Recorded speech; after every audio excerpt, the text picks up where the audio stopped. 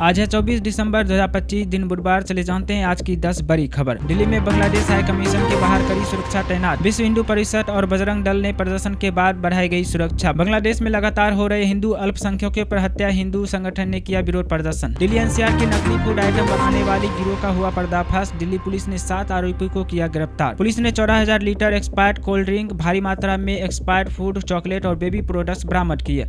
आरोपी expired date को बदलकर फर्जी बारकोड लगाकर सामान को बाजार में बेच रहा था। बारकोड प्रिंटिंग मशीन और नकली पैकिंग सामान भी जब्त किया गया है। अमेरिका टैरिफ के बीच भारत ने न्यूजीलैंड के साथ साइन किया फ्री ट्रेड एग्रीमेंट। भारत के प्रधानमंत्री नरेंद्र मोदी और न्यूजीलैंड के पीएम क्रिस्टोफर लक्सन के बीच टेलीफोन पर हुई बातचीत के बाद इसकी घोषणा की गई।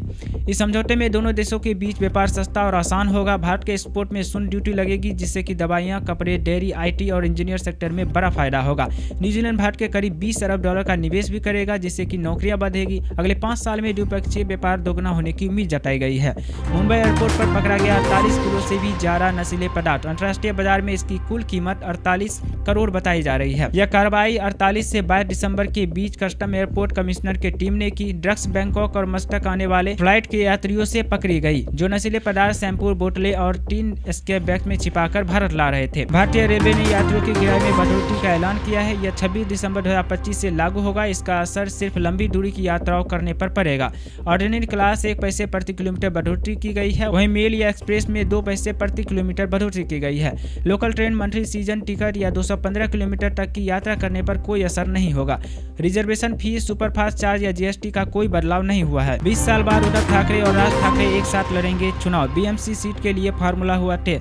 बीएमसी के 227 सीटों पर शिवसेना 157 सीटें, एमएनएस 70 सीटें, एनसीपी 15 सीटें पर चुनाव लड़ेगी। बीएमसी चुनाव जो कि 15 जनवरी 2026 को होने वाला है, नतीजे 16 जनवरी 2026 को तय किया जाएगा। सेब अरावली आंदोलन हुआ तेज, प्रशासन हाई अलर्ट पर। राजस्थान में यह आंदोलन 24 दिसंबर 2025 को औपचारिक रूप से शुरू होगा, जबकि विरोध प्रदर्शन पहले ही जारी है। आंदोलन की शुरुआत माउंट आबू से होगी, जहां 1000 किलोमीटर की पदयात्रा निकाली जाएगी।